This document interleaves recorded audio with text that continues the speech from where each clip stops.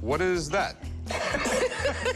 This is a Blackstone Vanishing Birdcage. By Harry Blackstone? Yes. This is really, really cool. I mean, people today don't know Harry Blackstone like they used to, but he was literally in a league with Harry Houdini. And where did you get it? I was married to Harry Blackstone Jr., and I was the one who was shot from a cannon, cut in half with a buzzsaw, turned into the tiger. You know, that's what I did. The Blackstone Vanishing Birdcage was made famous by Harry Blackstone Sr. and then my late husband, Harry Blackstone Jr. It's a famous piece. So I'm going to ask $3,000 for it. Harry Blackstone Jr., he was like the very first big production magician on the Strip, right? Yes, it was also on Broadway, because we had like the longest running show on Broadway and things like that. And the Birdcage was featured in every show. His father, Harry Blackstone Sr., started performing it in about 1913. So this piece is somewhere close to 100 years old. So that is really neat. I know the father, he was in vaudeville. You know, a lot of people don't understand it today, but like in the 1920s, the movies didn't even have sound. I mean, so that's why vaudeville was so big. And if it was someone like Blackstone, it was a big event on Friday night. So how is this like a trick?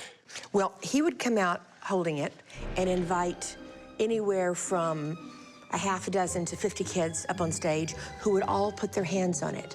And while everyone was holding it, it would vanish.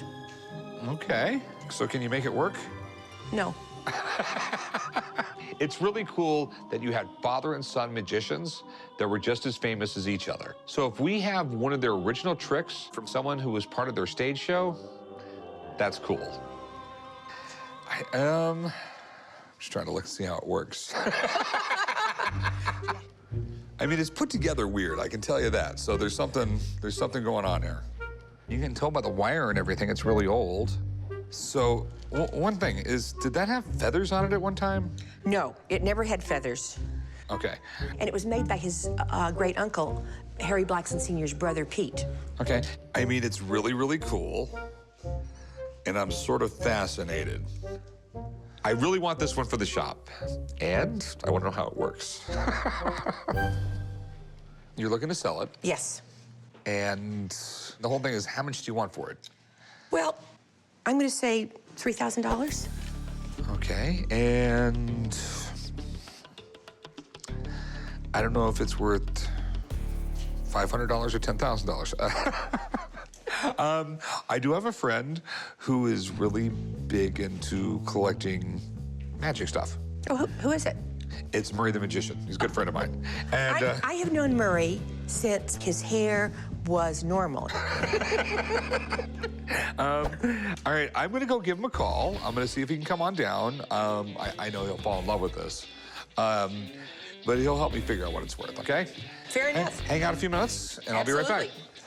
Murray is a great choice because so many of the younger magicians in this day and age don't know the history of magic, but Murray does. So I think he's a great one to give a very honest appraisal.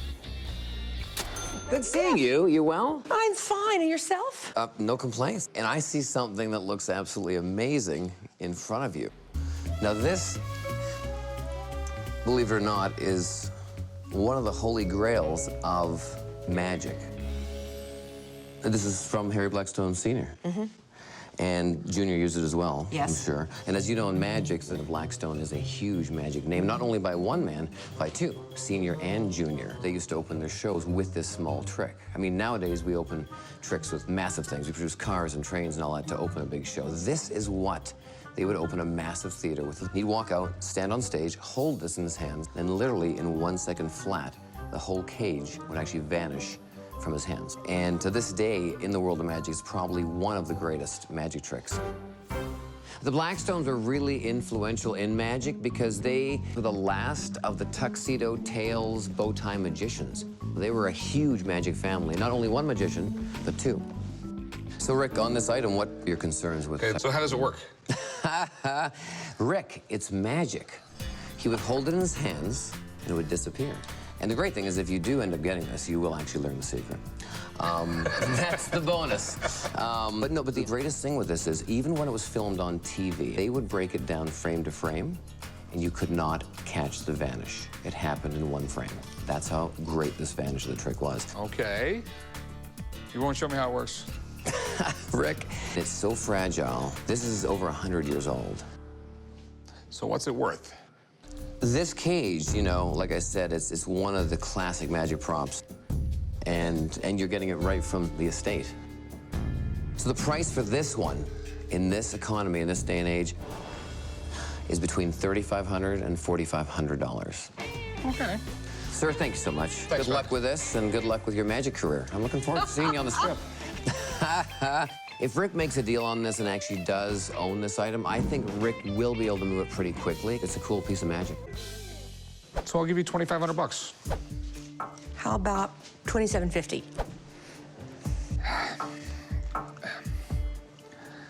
It's a specialized thing. It takes a long time to sell it. Will you take $2,600 for it?